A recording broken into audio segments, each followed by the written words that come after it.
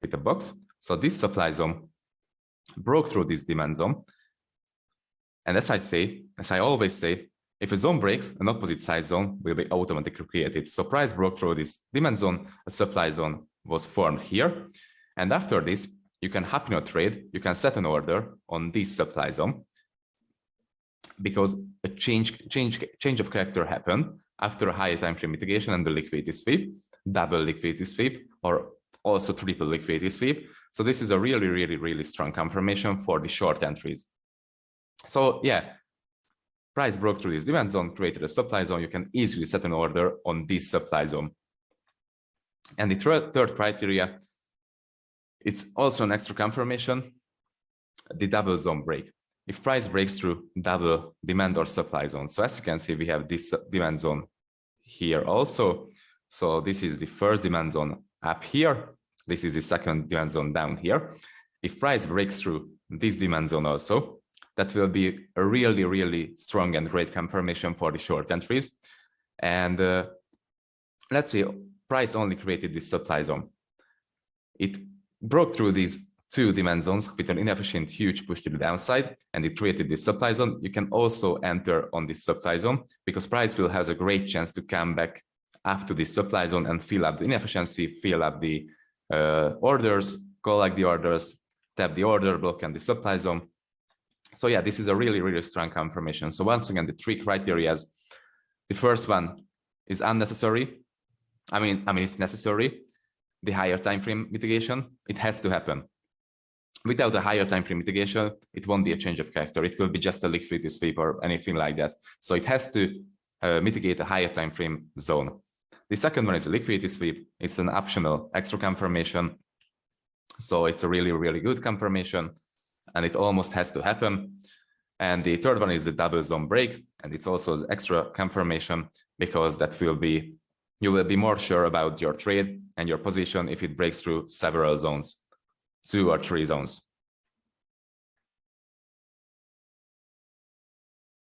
Okay, let's see an example for the double zone break. So the scenario is the same. Price broke through the last demand zone, which is this one, created this supply zone. After this, price started to do a pullback here, but it couldn't mitigate the upper zone. Instead of mitigating the upper zone, it created liquidity. And after the liquidity creation, it broke through the next demand zone, which is this one. It broke through this demand zone with this movement.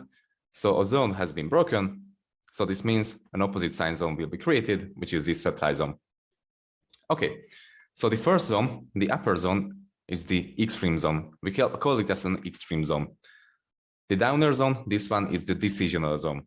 So I will just write it here. This is the extreme, and the downer is the decisional. Okay. So as we talked about the liquidity unit, price built up double taps liquidity for the extreme zone, as you can see. So you can't really open a position on the decisional zone because it has a great chance to sweep the liquidity and you will be part of the liquidity. So you can't really put an order limit on this zone because you will be swept and the extreme zone will be mitigated. And after the extreme zone mitigation, you can set an order on this zone and you can happy not trade. So yeah, it is a really important part that you don't want to become part of the liquidity. You always wait for the liquidity sweep. So you see double taps here. A lot of early sellers will enter on the decisional zone. So loads of orders will be placed on this zone, and price will sweep the orders, sweep the stop losses, and mitigate the upper extreme zone. Okay, this is the first scenario. The second scenario is that price doesn't create liquidity. It just does a pullback. It doesn't create liquidity, but breaks through another demand zone. Let's say it breaks through +1 demand zone, so this downer area too. So it has double zone break also. In this case, you can safely use the decisional zone because the extreme zone has no liquidity. As you can see, decisional zone is safe to use because no liquidity has been created below the extreme zone. And we have one more confirmation for this decisional zone use. If price creates a pullback, it creates liquidity, then you can easily and safely use the decisional zone. because price built up liquidity for the decisional zone. And more likely, this decisional zone will hold the price after the liquidity sweep. So if price sweeps the double taps from this region, this decisional zone can easily hold the price, and it doesn't really have to mitigate the extreme zone because liquidity have been swept. This is the next zone after the mitigation, after the liquidity sweep. So you can easily set an order limit on this decisional zone, and you don't have to wait for the extreme mitigation. Okay, let's see a complete example. So we have a criteria for the zones here. If you see a 4-hour zone, you will have to wait for a 15-minute change of character inside of the 4-hour zone.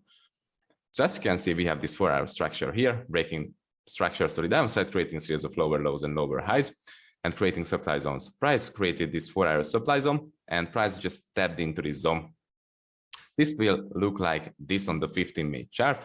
So this leg and this leg will look like this on the 15-minute.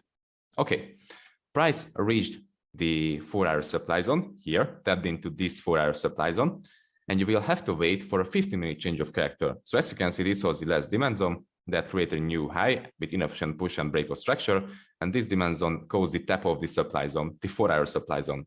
You will have to wait for a 15-minute change of character here. So this is the 15-minute chart, price changed character on the 15-minute and broke through the last demand zone, which means a supply zone will be formed, and it was formed here. Okay, so this movement, this downside and upside movement will look like this on the 1-minute chart.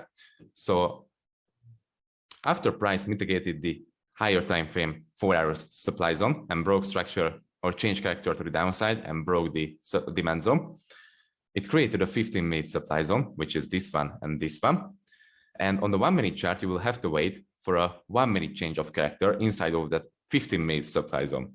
So price is moving in a downtrend here, which is this leg of the 15-minute chart, and after it creates a pullback moving in an uptrend here, which is this leg of the 15-minute chart, and it almost reaches the 15-minute supply zone. This is the 15-minute supply zone, almost reaches it, creates double top, sweeps the liquidity to the upside, taps into a higher time frame zone, which is a 15-minute zone. So two criteria are fit: higher time frame mitigation, liquidity sweep, and after this, price breaks the last demand zone, which was the last demand zone that caused the tap of the 15-minute supply zone and the break of structure and the inefficient move. So price breaks through this zone. This means a supply zone, a 1-minute supply zone will be formed here, and you can safely use this 1-minute zone to enter in a position, and this will be your entry point. So once more, if you see a 4-hour zone, you will have to wait for a 15-minute change of character inside of that zone. If you see a 15-minute zone, you will have to wait for a 1-minute change of character inside of that zone. This is a golden rule. Okay, let's see a live example for a change of character. As you can see in this region, price is moving in an uptrend, creating highs, lows, highs, potential lows, potential highs. So the expectational order flow is bullish. This is the 15-minute chart. So as you can see, this was our last structural high point. This was the last structural low point. Let's find the demand zone that broke through the last structural high point. That swept liquidity and created inefficiency. As you can see, we have inefficiency in this region, huge inefficiency. And actually, we can mark this candle out as our demand zone because the break of structure and the inefficient move came into the market from this candle. So it broke structure here. Why cannot be replayed? What just happened? Sorry for this mistake. So yeah, the break of structure happened here. Inefficient push came into the market here. And this demand zone actually swept liquidity from this region. As you can see, we have double taps here. So this will be a really valid demand zone. We are expecting the tap of this zone. And after the tap of this zone, we will wait for a 1-minute change of character inside of this 15-minute POI, this 15-minute demand zone. And after the 15-minute zone tap and the 1-minute change of character, we can hop in a trade and ride the expectation order flow, which is bullish. Okay, so as you can see on the 15-minute chart, this looks like just a one big leg, and this will look like just a one big leg to the downside. But on the 1-minute chart, it will look like structure to the upside and structure to the downside. Let me just switch to the 1-minute chart. So as you can see, this is really just a structure, bullish structure, creating series of higher highs and higher lows, and the downside structure is bearish, creating series of lower lows and lower highs. Actually, we have a liquidity just above this zone here. So this is one more extra confirmation, and we have this liquid